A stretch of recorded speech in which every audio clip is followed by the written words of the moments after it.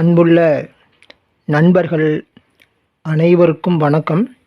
இந்த வீடியோவில் திருமதி காயத்ரி தேவி அவர்கள் பேசியிருக்காங்க.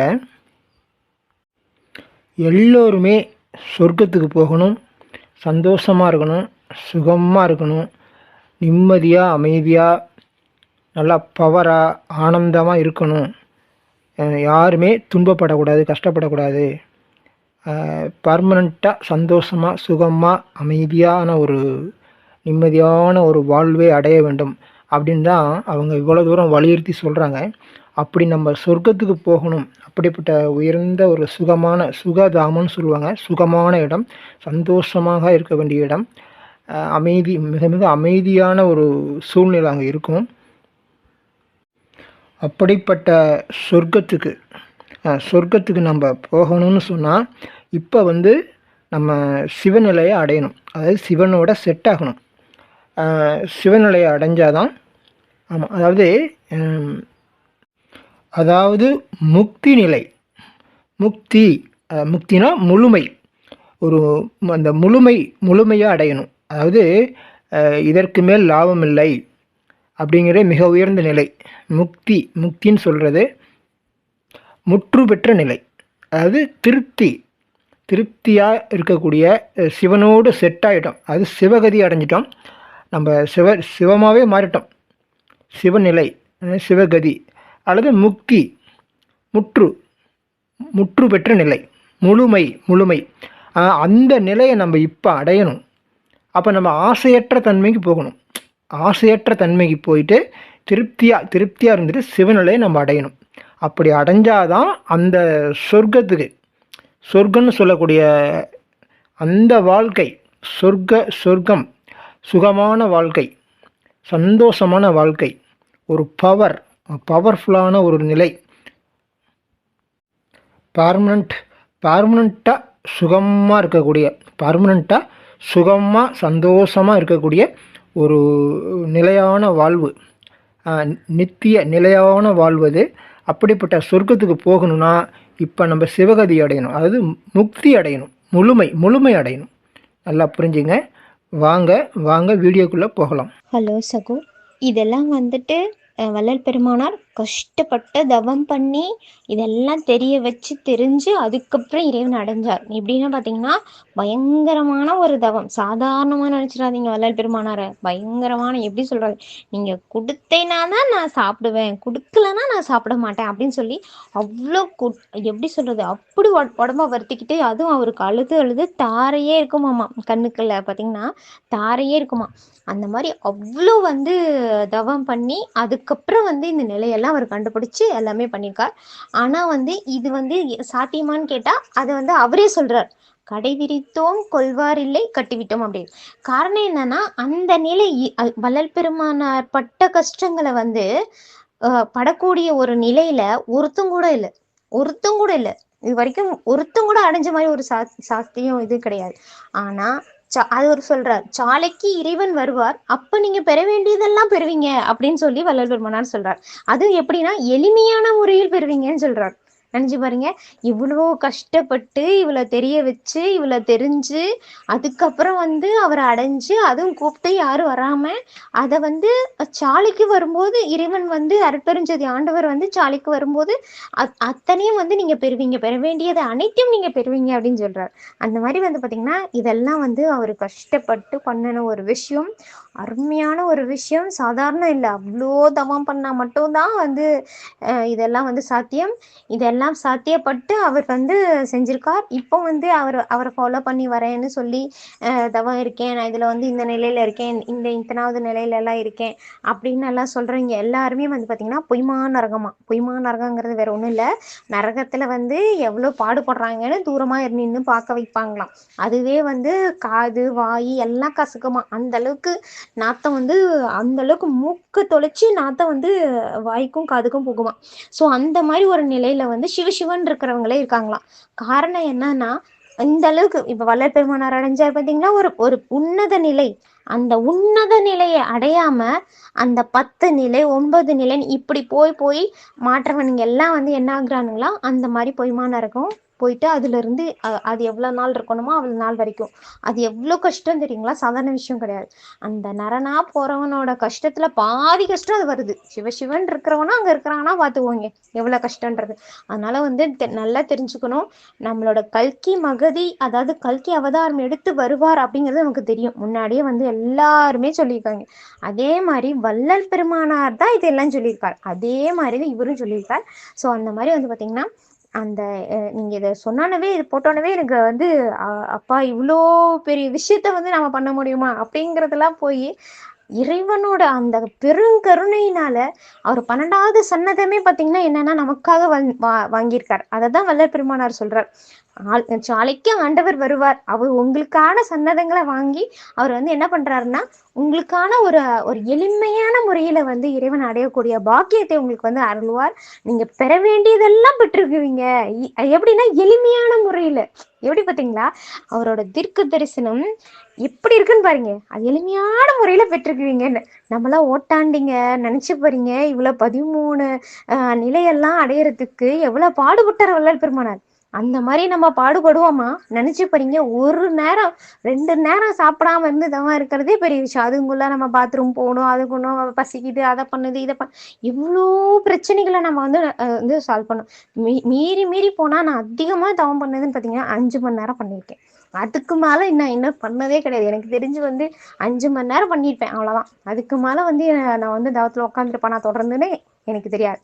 ஸோ அந்த மாதிரி வந்து பார்த்தீங்கன்னா அவரெல்லாம் வந்து வள்ளல் பெருமானார் நாள் கணக்கா சாப்பிடாம இருந்து அதுக்கப்புறம் ஒரு பிடி அளவுக்கு தான் சாப்பிட்டாராம். நினைச்சு பாருங்க, அந்த அளவுக்கு. அதெல்லாம் சொல்லவே முடியாது. அவ்வளோ பெரிய விஷயம் வந்து வள்ளல் பெருமானார் பண்ணது. இதை நீங்க போட்டோன்னவே எனக்கு வந்து பகீர்னுச்சு டக்குன்னு. அப்பா இவ்வளோ பெரிய விஷயத்தெல்லாம் நான் பண்ணணும்னு நினைச்சு வள்ளல் பெருமானார் பின்னாடி போயிட்டு இருந்தேன். அப்ப வந்து வள்ளல் பெருமானாரோட வழிகாட்டின் மூலியம் தான் நான் உன்னோட அப்பா இல்லை, நான் உன்னோட பெரியப்பா, அவனோட அப்பா இங்க இருக்காங்க, அவங்க வந்திருக்காங்க அப்படிங்கறதெல்லாம் வந்து எனக்கு சொல்லி கொடுத்தது வள்ளல் பெருமானார் தான். ஏன்னா வள்ளல் பெருமானோட இதுல நான் போய் தான் வந்து நான் வந்து அப்பாவை தெரிஞ்சுக்கிட்டேன். அதுலேயுமே பார்த்தீங்கன்னா அங்கே இருக்கிற எல்லாமே சாலை பிள்ளைங்க எல்லாருமே வந்து வள்ளல் பெருமானார் பெரியப்பான்னு தான் சொல்லுவோம். ஏன்னா வந்து சாலை ஆண்டவர் என்ன சொல்லுவார்னா அவர் என்னோட அண்ணா அப்படின்னு சொல்லுவாரு. ஸோ அதனால நாங்கள் எல்லாருமே பெரியப்பான்னு சொல்லுவோம். அதனால பெரியப்பா வந்து கஷ்டப்பட்டு அடைஞ்சதை வந்து கஷ்டம் இல்லாம கொடுக்கறது நம்ம அப்பா. அது வந்து சிவப்பா வந்து சர்வேஸ்வரரே வந்து பிறந்து வந்து வந்து இவ்வளவு விஷயம் வந்து பண்ணியிருக்கார். இதெல்லாம் வந்து எப்படி சொல்றது, ஒவ்வொருத்தரும் சொல்லிட்டு போறாங்க தங்க ரதம் வருது அப்படின்னு சொல்லிட்டு போறாங்க. தங்க ரதத்துல போறவங்க பொய்மா நரகத்துக்கு போவாங்களா? நினைச்சு வரீங்க. தங்க ரதம் வருதுன்னு சொல்லிக்கிட்டு அவங்க இறக்குறாங்க அப்படின்னா மற்றவங்க எல்லாம் பாத்தீங்கன்னா எப்படி சொல்றது, அரக்கனோட தலைவன் யமன், அரக்க குலத்தோட தலைவன் யமன், யமனோட கிங்கர்கள் வந்து மற்றவங்க எல்லாம் கூட்டிட்டு போறாங்க. அந்த மாதிரி இருக்கிறவங்க அப்பா அம்மாவா இருந்தா கூட அது வந்து அந்த தீட்டு வீட்டுக்கு போகக்கூடாது அப்படிங்கிறது தாங்க இது. நாங்கள் அதுக்கு எல்லாமே உட்பட்டுட்டோம். இப்போ வந்து அப்பா அம்மாவுக்கும் வந்து சொல்லிட்டு இருக்கோம், மெய்யை பற்றி தெரிவிச்சிட்டு இருக்கோம். தெரிஞ்சு வந்துட்டாங்கன்னா ரொம்ப பெரிய விஷயம், நல்ல விஷயம். அதனால வந்து அதுக்காக போராடிட்டு இருக்கோம். அதுக்கு தான் வந்து எப்படி சொல்றதுன்னு தெரியல. பட் ஆனால் வந்து உண்மை தெரிஞ்சிருச்சு எல்லாமே. ஏன்னா ஒரு ஒரு சின்ன விஷயம், ஒரு கொஞ்ச நாள், ஒரு எப்படி சொல்றது, மீறி மீறி போனா ஒரு 100 வருஷத்துக்கு நம்ம வந்து அவங்க அது அந்த அளவுக்கு கூட அவங்க இருக்க மாட்டாங்க. பாதி தூரத்துல அவங்க கிளம்பி போயிட்டே இருப்பாங்க அவங்க வேலை முடிஞ்சோடனே. ஸோ அந்த மாதிரி இருக்கிறவங்களுக்கு வந்து ஒரு பொய்யம்மா அப்பாவை வந்துட்டு பார்த்தீங்கன்னா நம்ம வந்து இப்படி மெய்யம்மா அப்பாவை விட்டுட்டு நம்ம வந்து அந்த கசப்பு தீட்டுக்குள்ள போயிட்டோம்னா நாமளும் அப்படி ஆயிடுவோம். அதுக்காக தான் அவர் சொல்றது. அந்த இது வந்து அந்த இது வச்சிருக்கிறதே காரணம் அதுக்கு தான். அந்த மாதிரி ஒரு தப்பான ஒரு விஷயத்துக்கு போகக்கூடாது அப்படிங்கிறதெல்லாம் சொல்லி கொடுக்குறாங்க. ஸோ அந்த மாதிரி வந்து நல்லா தெரிஞ்சுக்கிட்டு நான் இப்போ வந்து ரொம்ப போராடிட்டு இருக்கேன். இப்போ எங்க அம்மாவுக்கு புரிஞ்சிச்சு. எங்க அம்மா மூலமா வந்து சொல்றாங்க, சைவத்துல இருக்காங்க, குருநாதான்னு புரிஞ்சுக்கிட்டாங்க. அம்மா புரிஞ்சுக்கிட்டாங்க. அப்பா வந்து இன்னும் புரிஞ்சுக்கல. அப்பாவுக்காக தான் நான் இப்போ வந்து போராடிட்டு இருக்கேன். அடுத்தது அப்பாவுக்கு வந்து கொஞ்சம் கொஞ்சமா நான் வந்து சொல்லி அதை வந்து இது பண்ணணும். வந்துருவாரு, எனக்கு நம்பிக்கை இருக்கு. குருநாதர்கிட்ட வந்து நான் வந்து பிரார்த்தனை வச்சிருக்கேன். பார்ப்போம் என்ன நடக்குதுன்ட்டு. அதுக்கு மேலேயும் மீறி அப்படிதான் போறேன்னு சொல்லி ஒரு எப்படி சொல்றது, தங்குறது. என் அப்பா வந்து புத்திசாலியா இருந்தா அவங்க வந்து எப்படி ஒரு அருமையான அப்பாவா இருக்க முடியும். அவர் தங்கரதம் ஏறி போய் தங்க வீட்டுல அழகா ஒரு தேவகுமாரனா வாழக்கூடியவர் தான் எங்க அப்பாவா இருக்க முடியும். முட்டாளா இருக்கிறவங்கள எங்க அப்பாவாவே இருக்க முடியாது. ஸோ அதனால வந்து நான் எவ்வளோ வந்து போராடணும் அவ்வளோ போராடி தெரிய வைப்பேன், எல்லாமே பண்ணுவேன் என் தம்பிகளுக்கு அப்பாக்கெல்லாம். அதுக்கு மேலேயே அவங்க வந்து புரியல, ஒண்ணுமே தெரியல, முட்டாளாதான் இருப்பாங்கன்னா அவங்களெல்லாம் நான் வந்து எப்படி சொல்றது, எனக்கெல்லாம் சுத்தமா பிடிக்காது, நான் பேசக்கூட மாட்டேன். ஸோ அந்த மாதிரி வந்து இப்போ நான் போராடிட்டு இருக்கேன் அவர்கிட்ட எல்லாம் சொல்றதுக்காக.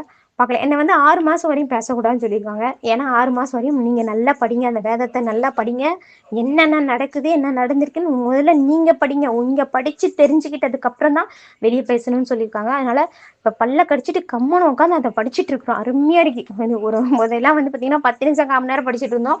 இப்போ 1 மணி நேரம் படிச்சுட்டு இருக்கிறோம். அந்த அளவுக்கு வந்து அதுக்கு மேலே இன்னும் படிக்கலாம்னு ஆசை இருக்குது. நம்ம வேலையெல்லாம் இருக்கே அப்படின்னு சொல்லிட்டு இப்போ 1 மணி நேரம் வந்து படிச்சுட்டு இருக்கோம். ஸோ அந்த மாதிரி வந்து அவ்வளோ அருமையா இருக்கு. நீங்க இதை போட்டோன்னே எனக்கு வந்து டக்குன்னு ஒரு ஷாக் அடிச்ச மாதிரி இருந்தது. அப்பா இவ்வளோ கஷ்டம், இவ்வளோ எவ்வளோ தொல்லையெல்லாம் பட்டு நான் அடையணும்ட்டு போயிட்டு இருந்தேனே, நல்ல வேளை பெரியப்பா வந்து அழகா அப்பாட்ட கொண்டு போய் சேர்த்துட்டாரு அப்படின்னு சொல்லி வள்ளல் பெருமானாருக்கு நான் வந்து ரொம்ப ரொம்ப கடமைப்பட்டிருக்கேன். நன்றி சொல்லிக்கிட்டே இருக்கணும். நன்றி நன்றி நன்றி வள்ளல் பெரியப்பா, நன்றி நன்றி வள்ளல் பெரியப்பா அப்படின்னு சொல்லிட்டு பெரியப்பாவுக்கு நன்றி சொல்லிக்கிட்டே இருக்கணும். அவ்வளோ வந்து நல்ல விஷயம் பண்ணியிருக்காரு. ஏன்னா அவரோட பாதையில தான் நான் போயிட்டு இருந்தேன். அதுல வந்து பாத்தீங்கன்னா அவரே சொல்லிட்டு போயிட்டார், கடை விரித்தோம் கொல்வாரிலே கட்டிவிட்டோம் அப்படின்ட்டார். ஸோ அந்த மாதிரி வந்து பாத்தீங்கன்னா, ஆனா வந்து நீங்க வந்து இப்படி ஒரு சாலைக்கு ஆண்டவர் வரும்போது நீங்க பெற வேண்டியதெல்லாம் பெறுவீங்க அப்படிங்கிறதையும் சொல்லிட்டு போயிட்டார். ஆனா அதெல்லாம் தெரியாம அவர் அவர் என்ன சொன்னாருங்கிறதெல்லாம் புரியாம அதை மட்டுமே ஃபாலோ பண்ணிக்கிட்டு முட்டாள் மாதிரி நான் வாழ்ந்துட்டு இருந்தேன். இதை போட்டோன்னவே எனக்கு வந்து எல்லாமே எனக்கு புரியுது. நான் எவ்வளோ ஒரு முட்டாளா முன்னாடி இருந்தேன், இப்போ வந்து எவ்வளோ ஒரு அறிவா வந்துட்டு நான் வந்து அழகா வந்து அந்த வேதம் படிச்சு தவத்தை எடுத்து வந்து வாங்கிட்டு இருக்கேன். அது படிக்க படிக்க தெரியுது. அது ஒவ்வொருத்தனும் தங்குறத வந்து போறது சொல்றாங்க. இப்ப கூட அடக்கத்துக்கு சொல்லி வச்சிருக்கோம், நாங்க அடக்கம் பார்க்க போலான்னு சொல்லிட்டு சொல்லி வச்சிருக்கோம். அந்த மாதிரி நிறைய அடக்கம் பார்த்துருக்காங்க அவங்களாம். இப்ப எனக்கு வந்து கிளாஸ் எடுத்தவங்க ஒரு டாக்டர், அவங்க வந்துட்டு டாக்டர் கிட்ட தான் சொன்னாங்க. ஏன்னா எங்க சபை வந்து கொஞ்சம் லேட்டா ஆரம்பிக்கும்னு சொன்னனால அது வரைக்கும் வெயிட் பண்ணணும்னு சொல்லி ஒரு டாக்டர் கிட்டேயும் அவங்க ஒய்ஃபும் டாக்டரும் அவங்க தான் எங்களுக்கு கிளாஸ் எடுத்தாங்க. ஸோ அவங்களுக்கு வந்து அவங்க வீட்டுக்கு நாங்கள் போயிட்டு பழம் வாங்கிட்டு போய் கொடுத்துட்டு அப்புறம் அவங்க கிட்ட வந்து அந்த அந்த அந்த போதனை கேட்டு வந்தோம். அவ்வளோ அருமையா வந்து அந்த டாக்டர் வந்து சொன்னாங்க. எல்லாமே எனக்கு புரிஞ்சுது. அதுல அவங்க வந்து இப்போ வந்து 13 வருஷம் அவங்க அதுல இருக்காங்க. அவங்க வந்து பாத்தீங்கன்னா 50 அடக்கத்துக்கு மேல பார்த்திருக்காங்க, நிறைய வந்து பார்த்திருக்காங்க.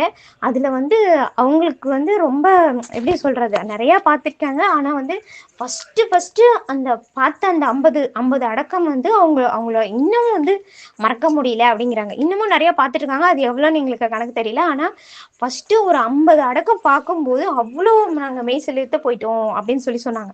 அந்த மாதிரி தங்கராத வருது, நான் போறேன்னு சொல்லிட்டு போறாங்க. ரெண்டாவது வந்து இப்போ கொஞ்ச நாள்ல போறேங்கிறது அதெல்லாம் எப்படி அவங்க சொல்லிட்டு போவாங்கன்னு வரீங்க. அதுக்கப்புறம் இறந்ததுக்கு அப்புறம் வந்து பாத்தீங்கன்னா அவங்களோட பாடி வந்து பாத்தீங்கன்னா ஹீட்டோட இருக்குது. அப்புறம் வந்து பாத்தீங்கன்னா அவங்களோட கை காலெல்லாம் மடக்க முடியுது. அப்புறம் ஒரு பூக்கூட தூக்குற மாதிரி ஒருத்தரே தூக்குறாங்க. நம்ம போனங்கானம் கணக்குதுன்னு தூக்கவே முடியாது இல்லையா, எல்லாம் வரைச்சிக்கிட்டு நிற்கும் இல்லையா. அந்த மாதிரி இல்லாம பஞ்செல்லாம் வச்சு அடைப்பாங்க மூக்குல எல்லாம். ஏன்னா அந்த மாதிரி வந்து அந்த கசப்பு தீட்டு வெளியாகி எல்லாம் நாத்தம் கிளம்ப ஆரம்பிச்சிரும். அந்த கொஞ்ச நேரத்துல வந்து அந்த ஐஸ் பெட்டியில வைக்கலைன்னா அப்பா ஐஸ் பெட்டியில வச்சதுக்கு அப்புறம் கூட ஒருத்தர் சிலங்களுக்கு நாத்தம் அவ்வளோ நாத்தம் வரும். ஸோ அந்த மாதிரி வந்து பாத்தீங்கன்னா இதுல நாத்தமே இல்லாம வாசமா இருக்காங்க. ரெண்டாவது வந்து அவங்களுக்கு கூன் இருந்தா கூட அந்த கூன் சரியாகுது. இதெல்லாம் வந்து அவங்க பார்த்திருக்காங்க, நேர்ல பார்த்திருக்காங்க. அவங்க சொல்ல சொல்ல சொல்ல அப்படியே உடம்பே சிலிர்க்குது. இதெல்லாம் எப்படி ஆச்சரியமா இருக்கு அப்படின்னு சொல்லிட்டு. அவங்களுக்கு சர்க்கரை நோய் இருந்து புண்ணு ஆறாத புண்ணு இருந்திருக்கு. ஆனா அந்த இறந்த தருவாயில அந்த புண்ணு இருந்த அந்த அந்த சுவடு கூட காணும். அங்க அந்த அளவுக்கு மாறி இருக்காங்க. எப்படி பாருங்க, அந்த உடம்பு ஹீட் இருக்கு. ரெண்டாவது அங்க அந்த அந்த ஆலயத்துல இருந்து தண்ணி தீர்த்தம் கொண்டு வந்து கொடுக்குறாங்க, தீர்த்தம் குடிக்கிறாங்க. பாருங்க, தீர்த்தம் குடிக்கிறாங்க.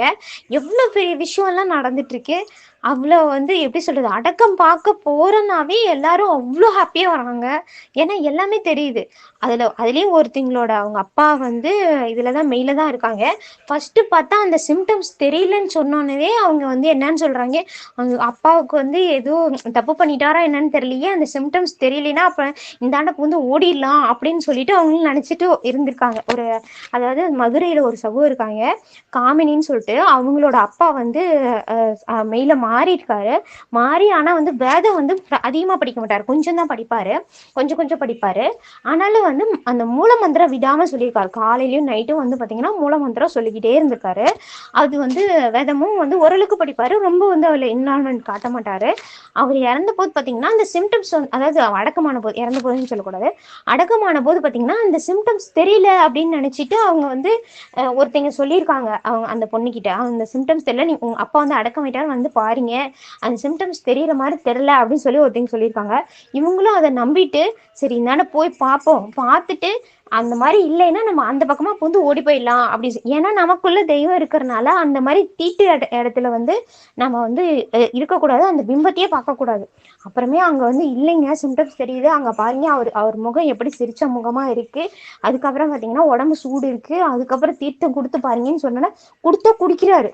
நினைச்சு பாருங்க. அதுக்கப்புறமே தான் அவங்க வந்து பாட்டு பாட ஆரம்பிச்சாங்க. அந்த அந்த வேதத்துல இருக்கிற அந்த பாடல்கள் பாட பாட பாட அவர் உடம்பு வேக்குது, வேத்து அப்படியே அந்த மொட்லி மொட்லியா தண்ணி வந்து வெளியே வருது. ஆனா ஒரு அம்மா வந்து என்ன சொல்லிட்டாங்க, அடக்கம் நடந்திருக்கே ஆனா வந்து சிம்டம்ஸ் தெரியலன்னு சொல்லிட்டாங்க. அந்த அம்மா மேல இவங்களுக்கு செம கோவம், காமினிக்கு வந்து செம கோவம். காரணம் என்னன்னா அப்பா வந்து மூலமந்திரம் காலையில நைட்டும் சொல்லி அவ்வளவு அருமையா வந்து இருந்தவர், அவருக்கு எப்படி வந்து தங்கராத வராம யமதூதர்கள் வந்திருப்பாங்க அப்படின்னு சொல்லி பயந்து போயிட்டாங்க ரொம்ப. அந்த அம்மா மேல செம கோவம், அந்த அம்மா வந்து சொன்ன அந்த அம்மா மேல வந்து செம கோவப்பட்டாங்க. அதுக்கப்புறம் வந்து பாத்தீங்கன்னா அவங்கள அழகா வந்து அடக்கம் பண்ணாங்க. அப்புறம் மறுபடியும் எவ்வளவு நாள் வரைக்கும் அவங்க சொல்லிட்டே இருந்திருக்காங்க அந்த அம்மாவை, எதுக்கு இப்படி தெரியாம நீங்க பேசக்கூடாது, தெரியாம எதுக்கு பேசுறீங்க, நீங்க சொன்னனால எனக்கு எவ்வளவு கஷ்டமாயிடுச்சு, நான் இந்தாண்ட எந்திச்சு ஓடிடலாம், இந்த பக்கம் பார்த்துட்டு அந்த பக்கம் ஓடிடலாம், இந்த சைடு வரலாம் வந்து பார்த்துட்டு இல்லைன்னா இந்த பக்கம் ஓடிடலாம்னு நான் நினைச்சேன். ஏன்னா நமக்குள்ள தெய்வம் இருக்கிறதுனால அந்த விமட்டை பார்க்கறது தவறான ஒரு விஷயம் அப்படிங்கிறது நல்லா புரிஞ்சுக்கிறேன். இத்தனையும் பெத்த அப்பாவுக்கு இது நடந்தது, அவங்களோட பெத்த அப்பாவுக்கு இதெல்லாம் வந்து அவங்க சொல்றாங்க. ஸோ அதனால வந்து நல்லா புரிஞ்சுக்கணும், புரிஞ்சுக்கிட்டோம் அப்படின்னா புத்திசாலியா தப்பிச்சிடலாம். முட்டாள்களுக்கு எத்தனை சொன்னாலும் புரியாது. அதனால வந்து நம்ம எவ்வளவு அறிவு இருக்கோ அந்த மாதிரி வள்ளல் பெருமானாரோட வாக்கு நல்லா புரிஞ்சுக்கணும். அவர் சொல்றாரு, சாலைக்கு ஆண்டவர் வருவார், பெற வேண்டியதெல்லாம் பெறுவீங்க. எப்படி எளிமையான முறையில் இவ்வளவு கஷ்டப்பட்டு தவம் இருந்து நீங்க எல்லாமே பண்ணணும்னு இல்லை, அந்த வேதம் படிச்சீங்கன்னா உங்களுக்கு கிடைக்கும் அந்த தவமும் தானமும். உண்மையிலேயே உயர்ந்தது வந்து அன்னதானத்தோட சிறந்தது ஞானதானம். அந்த ஞானதானத்தை வந்து நான் பாருங்க, இப்ப நீங்க யாரு என்னன்னே தெரியாதுன்னு உங்களை நேர்ல கூட நான் பார்த்தது கிடையாது. ஆனா உங்களோட ஆன்மா வந்து எவ்வளோ வந்து அந்த ஆன்மீகத்துல பிரயாணம் பண்ணிட்டு வருதுன்றது எனக்கு நல்லா தெரியும். ஸோ அதுக்காக நான் பாருங்க இவ்வளவு பெரிய வாய்ஸ் மெசேஜ் நான் போடுறேன். ஸோ அந்த மாதிரி வந்து பாத்தீங்கன்னா ஒரு ஒரு நல்ல காரியத்துக்கு நல்ல ஆன்மா வந்து கடை தேரணுங்கிறதுக்கோசரம் நான் வந்து அதை பண்ணும்போது ஞானதானம், அன்னதானத்தை விட சிறந்தது ஞானதானம். ஸோ அந்த ஞானதானம் பண்ணுறதுக்கும் அப்புறம் அந்த வேதம் படிச்சு தவத்தை நம்ம ஏற்றிக்கிறதுக்கும் தவமும் தானமும் செய்தவருக்கும் வானவரோடு வாழ வழிபிறக்கமே தங்கரதம் வந்து நம்மளே அழைத்து கொண்டு செல்லுமே. இதுக்காக தான் வந்து இவ்வளவு விஷயங்கள் வந்து நடந்துட்டு இருக்கு. ஸோ அதனால வந்து புரிஞ்சுக்கணும். நான் சொல்றதெல்லாம் விடுங்க, நான் வந்து ஏதோ வளர்றேன்னு நீங்க வச்சுக்கோங்க, சரியா? வள்ளல் பெருமானார் சொல்றத பாருங்க, சாலைக்கு ஆண்டவர் வருவார், அவர் வந்த போது மக்கள் அனைவரும், அவரை நம்பிய மக்கள் அனைவரும் பெற வேண்டியதெல்லாம் பெறுவார், அது எளிமையான முறையில். இதை வந்து வள்ளல் பெருமானார் சொல்றார். இது அவரோட வாக்கு வந்து சத்தியமான ஒரு வாக்கு, சத்தியத்துக்கு சத்தியமே அவர் தான். ஸோ இதுக்கு மேல நான் வந்து தெளிவா சொல்ல முடியாது. ஸோ அதனால வந்து நீங்க இதை போட்டோன்னே எனக்கு வந்து ஷாக் அடிச்ச மாதிரி இருந்தது. ஏன்னா நான் அந்த நிலையில தான் இந்த நிலையில வரேனா இப்ப நான் எத்தனாவது நிலையில வந்திருப்பேன் அப்படின்னு முன்னாடி எல்லாம் நான் வந்து யோசிச்சுட்டு இருந்தேன். அதெல்லாம் யோசிக்கும் போது எனக்கு சிரிப்பு தான் வருது. நான் வந்து எப்படின்னு பார்த்தா அவர் பண்ணின வந்து அவ்வளோ கடுமையான ஒரு தவத்துல, வள்ளல் பெருமானார் பண்ண கடுமையான தவத்துல தூசி கூட நான் பண்ணல. நினைச்சு பாருங்க, ஒரு தூசி, குட்டி தூசி கூட நான் பண்ணல. இப்ப தெரியுது எனக்கு எல்லாமே. அவ்வளோ வந்து ரொம்ப ரொம்ப ஒர்ஸ்டா இருந்திருக்கேன். ஒரு நாள் கூட என்னால சாப்பிடாம கொள்ளாம காலையில இருந்து நைட்டு வரைக்கும் கூட என்னால தவ இருந்திருக்க முடியல. ஆக்சுவலா உண்மையா 5 மணி நேரம் இருந்திருக்கேன். 5 மணி நேரம் இருந்திருக்கேன். அவரு வருடக்கணக்கா இருந்திருக்காரு சாப்பிடாமலாம். வருடக்கணக்கா, மாசக்கணக்காங்கிறத விட வருடக்கணக்கா ஒரு பிடி மட்டும் சாப்பிட்டு எவ்வளவு நாள் சாப்பிடாமலாம் இருந்திருக்காரு. ஸோ அந்த மாதிரி வந்து பெரிய விஷயம் அவர் வந்து சாப்பிடாமன்னு கூட சொல்லக்கூடாதுன்னு சொல்லியிருக்காங்க. பசி ஆறுறதுன்னு தான் சொல்லணும்னு சொல்லியிருக்காங்க. ஏன்னா சாவுப்பாடு, அந்த சாவுக்கான பாடுதான் சாப்பாடு. அந்த சாப்பாடு உள்ள தள்ள யமன் தான், வயிற்றுல இருக்கிறது யமன், அதை தான் வளர்ந்துக்கிட்டு வரும் அப்படின்னு சொல்லுவாங்க. அதை குறைச்சோம்னா நம்ம வந்து நம்மளுடைய சிவனோட அந்த அறிவு, இப்ப நம்ம அறிவா பேசுறோம் அப்படின்னா சிவன் வந்து நமக்கு நல்ல தெளிவா இருக்கனால நம்ம அறிவா பேசுறோம். ஸோ அந்த மாதிரி நமக்கு தலையில இருப்பது சிவன், வயிற்றுல இருக்கிறது யமன். நம்ம அதிகமா வந்து அந்த சாவு பாடை உள்ள போட்டுக்கிட்டே இருந்தோம்னா யமன் வளர்ந்துக்கிட்டே போயிட்டு இருப்பான். ஸோ அந்த மாதிரி வந்து பாத்தீங்கன்னா அதுல நம்ம அதை வந்து கம்மி பண்ணி அதுக்கு அதுக்கு தகுந்த மாதிரி சிவனோட இது அதிகமாக ஏற்றுக்கிட்டே வந்துக்கிட்டு இருக்கும்போது நம்ம 3 நேரம் பசியாக இருந்தாலும் தப்பு கிடையாது. ஆனால் அளவோடு சாப்பிடும்போது சரி அளவோடு பசியாக இருக்கும்போது 3 நேரம் பசியாக இருந்தாலும் தப்பு கிடையாது. இறைவனுக்கு குருநாதருக்கு எடுத்து வச்சுட்டு நம்ம அந்த அது வந்து பசியாறணும் அப்படின்னா அவர் பார்த்துப்பார். ஆனால் அந்த அளவுக்கு நம்ம அந்த பசியாறத்துக்கு உண்டான அளவுக்காவது அந்த ஞானத்தை பற்றி நம்ம கேட்டிருக்கணும், படிச்சிருக்கணும், தெளிஞ்சிருக்கணும், ஞான தானம் பண்ணியிருக்கணும். புரியுதுங்களா? அதை வந்து அந்த வேதத்தை கேட்டிருக்கணும், அதை வந்து படிச்சிருக்கணும், பாடியிருக்கணும். அப்புறம் நம்ம வந்து அதை வந்து அந்த ஞானம் இப்போ நான் பண்ணுறேன் பாருங்க, ஒரு சின்ன ஞானத்தை அந்த மாதிரி ஞான தானம் பண்ணியிருக்கணும். ஸோ இவ்வளோ விஷயங்கள் பண்ணினோம்னா நம்ம 3 நேரம் பசி ஆறுனா கூட அதை வந்து குருநாதர் பார்த்துப்பார். அந்த வந்து யமன் வந்து என்ன ஆகுவான், உள்ளே போயிடுவான், நம்மளோட சிவன் மேலே ஏறிடுவான். ஸோ அந்த வந்து பார்த்தீங்கன்னா நல்ல விஷயங்கள் நிறைய இருக்கு. அதுவும் வள்ளல் பெருமானார் சொன்னது சத்திய வாக்கு. இதை புரிஞ்சுக்கோங்க. நீங்கள் இதை போட்டோன்னே எனக்கு ஷாக் அடித்த மாதிரி இருந்தது. அதனால தான் நான் வந்து இது வந்து ஏன்னா நான் அவ்வளோ முட்டாளாக முன்னாடி இருந்தேன். ஸோ அதை வந்து புரிஞ்சுக்கிட்டேன் நான் இப்போ. ஓகே சகோ, வாழ்க வையகம், வாழ்க வளமுடன், வாழ்க பிரபஞ்சம். ஆதியே துணை, தெய்வத்துக்கு நமஸ்காரம், அனைவருக்கும் நமஸ்காரம். நண்பர்களே, மிகவும் பிரியமான நண்பர்களே, இந்த வீடியோவை இதுவரைக்கும் பார்த்ததுக்காக ரொம்ப ரொம்ப நன்றி, மகிழ்ச்சி. நண்பர்களே, இந்த வீடியோவுக்கு ஒரே ஒரு லைக் மட்டும் போட்டு விட்டுருங்க. அப்புறம் நண்பர்களே, ஏதோ ஒரு கமெண்ட் போட்டு விடுங்க. அதே மாதிரி இந்த வீடியோ ஹைப்புன்னு சொல்லிட்டு 950 மார்க் வரும். ஆமாம், ஒரு தடவை போடலாம், 3 தடவை கூட போடலாம். அது உங்களுக்கு முடிஞ்சால் 3 தடவை கூட நீங்கள் ஹைப்புங்கிறத 3 தடவை கூட டச் பண்ணி மார்க் போடலாம். 950 மார்க்கு அந்த ஹைப்புங்கிற மார்க் போடுங்க. அப்புறம் கமெண்ட் போடுங்க, லைக் போடுங்க. அப்புறம் நண்பர்களே, உங்களுக்கு எதனாவது ஒரு பிரச்சனைன்னு சொன்னால் உடனே இந்த திரையில் காட்டப்பட்டிருக்க இந்த நம்பருக்கு உடனே ஃபோன் பண்ணுங்கள். உங்களுக்கு எந்த பிரச்சனைனாலும் உடனே எங்களுக்கு ஃபோன் பண்ணுங்கள். அதே மாதிரி நம்முடைய ஆசிரமத்தில் வந்து தங்கி 1 நாள் 2 நாள் 3 நாள் தங்கி நீங்கள் வந்து இந்த தியான பயிற்சியை தெரிஞ்சுக்கலாம். அதனால் நண்பர்களே, ஆசிரமத்துக்கு நேரடியாக வந்து தியான பயிற்சி கற்றுக்கொள்ள வேண்டும் என்பவர்களும் ஃபோன் பண்ணுங்கள். அதே மாதிரி நம்ம வாட்ஸ்அப் மூலமாகவும் நீங்கள் இந்த தியான பயிற்சி எடுத்துக்கலாம். ஆமாம், வாட்ஸ்அப் மூலமாகவும் நீங்கள் தியான பயிற்சி எடுத்துக்கலாம். அப்படி விருப்பம் உள்ள நண்பர்களும் உடனே எனக்கு ஃபோன் பண்ணுங்கள். ஓகேவா? தேங்க்யூ. வாழ்க வளமுடன்.